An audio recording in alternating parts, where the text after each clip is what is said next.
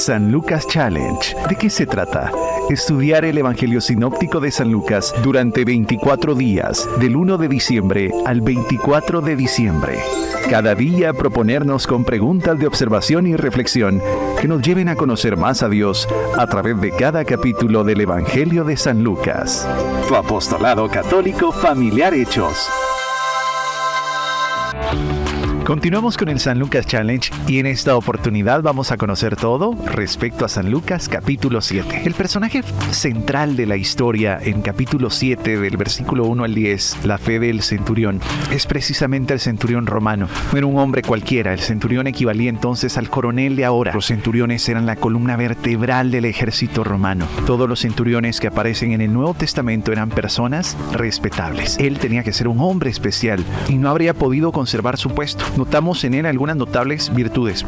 Primero, amaba a su esclavo y habría hecho lo que fuera necesario para salvarle la vida. Era muy normal abandonar a los esclavos para que se murieran, pero él decide hacer todo lo posible para que su esclavo viva y pueda no solamente vivir, sino viva bien. El centurión no era un administrador, sino un hombre sinceramente religioso. Tenía también una actitud muy poco corriente hacia los judíos. Los judíos despreciaban a los gentiles odiaban a los judíos. Los romanos decían que los judíos eran una raza repudiable y consideraban su religión como una superstición muy bárbara. Sin embargo, este hombre decide quitar de su corazón cualquier situación y cualquier paradigma para pedir por la persona que le ha ayudado y le ha acompañado. Nada más y nada menos que su siervo, su ayudante. Este hombre tan acostumbrado a mandar era sorprendentemente humilde en presencia de la verdadera grandeza.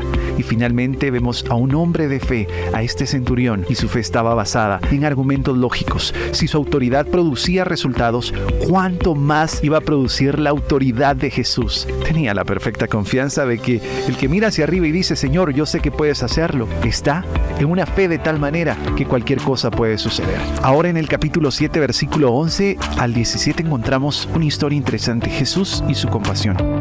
Naín estaba un día de camino de Capernaum, donde Eliseo había resucitado al hijo de otra madre.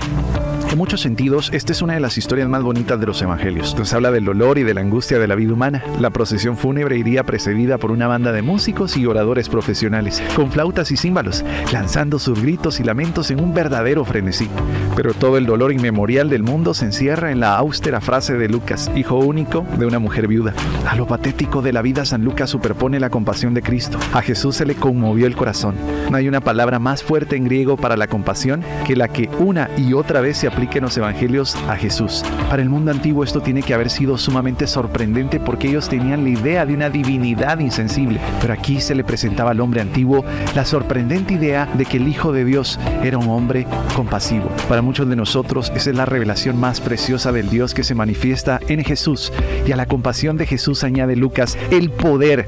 Jesús fue y tocó el féretro.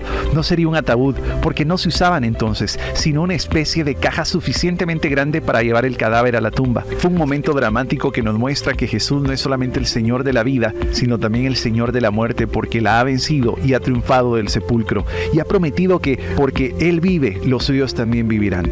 Más adelante en San Lucas capítulo 7, versículo 18, encontramos nada más y nada menos que el rechazo y el amor sin igual del versículo 31 al 35. Este pasaje contiene dos grandes advertencias. Nos expone los peligros del libre albedrío. Los escribas y los fariseos habían conseguido hacer fracasar el plan de Dios que tenía para ellos. La maravillosa verdad del Evangelio es que Dios no se impone por fuerza, sino que se ofrece por amor. Ahí es donde podemos vislumbrar el dolor de Dios. Siempre es la gran tragedia del amor al ver a una persona amada que ha escogido el mal camino. Hacer de nuestra vida un naufragio es producirle dolor al corazón de Dios. Nos expone también la perversidad humana. Juan había venido viviendo con la austeridad de un ermitaño. Los escribas y los fariseos habían dicho que era un loco excéntrico y que algún demonio le había dominado. Jesús había venido viviendo la vida de la gente y participando de sus actividades, y se burlaban de él diciendo que le gustaban demasiado los placeres terrenales. Nada les iba bien porque rechazaban implícitamente el llamado de Dios. Sin embargo, en el versículo 30 al 50 encontramos un amor sin igual. La escena tiene lugar en el patio de la casa del fariseo Simón.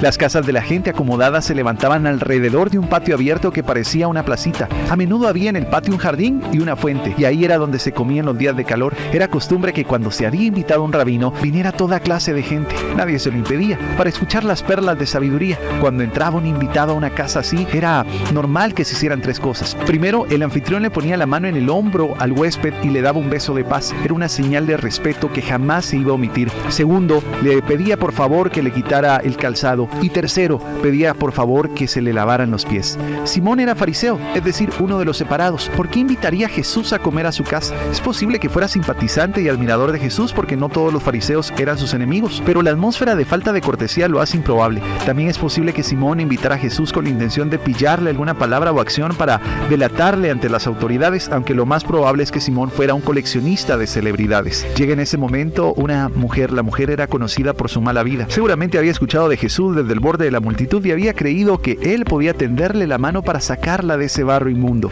Llevaba alrededor del cuello, como todas las mujeres judías, un frasquito de alabastro que contenía esencia, que era algo bien costoso. Se lo quería derramar a Jesús en los pies porque era todo lo que podía ofrecerle. Pero cuando lo vio, no pudo contener las lágrimas que literalmente le regaron los pies. Parecer en público con el pelo suelto era una señal de desvergüenza de una mujer judía. Las jóvenes se sujetaban el pelo el día de su boda y ya no lo volvían a llevarlo suelto nunca más. El hecho de que esta mujer se lo soltara fue señal de que hasta qué punto se había olvidado de todo el mundo, menos de Jesús. Mañana vamos a continuar con más en el capítulo 8 del San Lucas Challenge para conocer en el camino varias enseñanzas. Tu apostolado católico familiar Hechos.